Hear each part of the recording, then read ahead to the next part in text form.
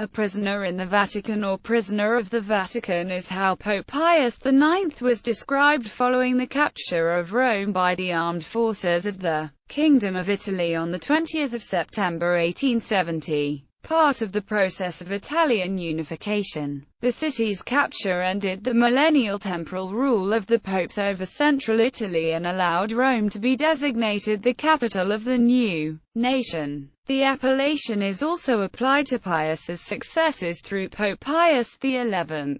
As nationalism swept the Italian peninsula in the 19th century, efforts to unify Italy were blocked in part by the Papal States, which ran through the middle of the peninsula and included the ancient capital of Rome. The Papal States were able to fend off efforts to conquer them largely through the Pope's influence over the leaders of stronger European powers such as France and Austria. When Rome was eventually taken, the Italian government reportedly intended to let the Pope keep the part of Rome west of the Tiber called the Leonine City as a small remaining papal state. But Pius IX refused. 1 week after entering Rome, the Italian troops had taken the entire city save for the Apostolic Palace. The inhabitants of the city then voted to join Italy. For the next 59 years, the popes refused to leave the Vatican in order to avoid any appearance of accepting the authority wielded by the Italian government over Rome as a whole. During this period, popes also refused to appear at St. Peter's Square or at the balcony of the Vatican Basilica facing it, as the square in front of the basilica was occupied by Italian troops.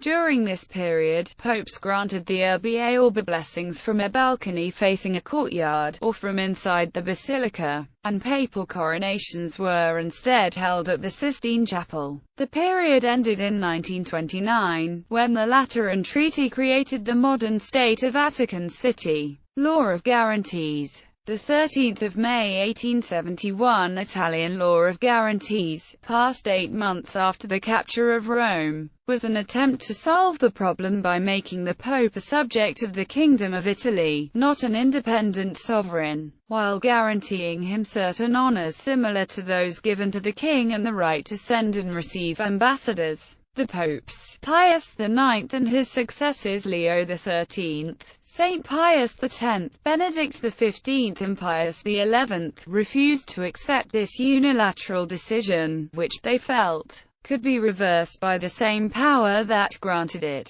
and which did not ensure that their decisions would be clearly seen to be free from interference by a political power. They claimed that total sovereignty was needed so that a civil government would never attempt to interfere in the governance of the Universal Roman Church. Therefore, even after the Law of Guarantees, Pope Pius IX and his successors up to and including Pius XI decided not to leave the Palace of the Vatican, so as not to submit to the authority of the Italian state.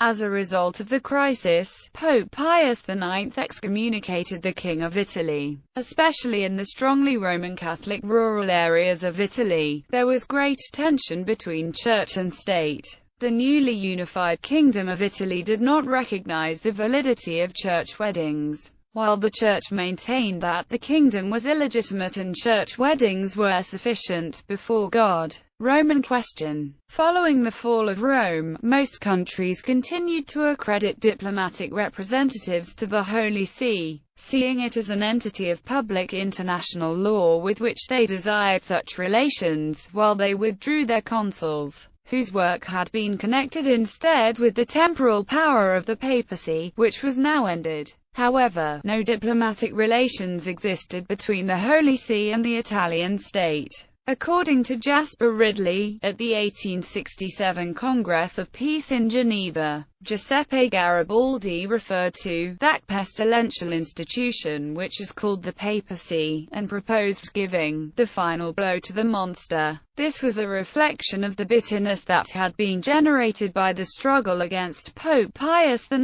in 1849 and 1860. And it was in sharp contrast to the letter that Garibaldi had written to the Pope from Montevideo in 1847. Before those events, The standoff was ended on the 11th of February 1929, when the Lateran Pact created a new microstate, that of Vatican City, and opened the way for diplomatic relations between Italy and the Holy See. The Holy See in turn recognized the Kingdom of Italy, with Rome as its capital, thus ending the situation whereby the popes had felt constrained to remain within the Vatican. Subsequently, the popes resumed visiting their cathedral, the Basilica of St. John Lateran, situated on the opposite side of the city of Rome, and to travel regularly to their summer residence at Castel Gandolfo, 30 kilometers from Rome.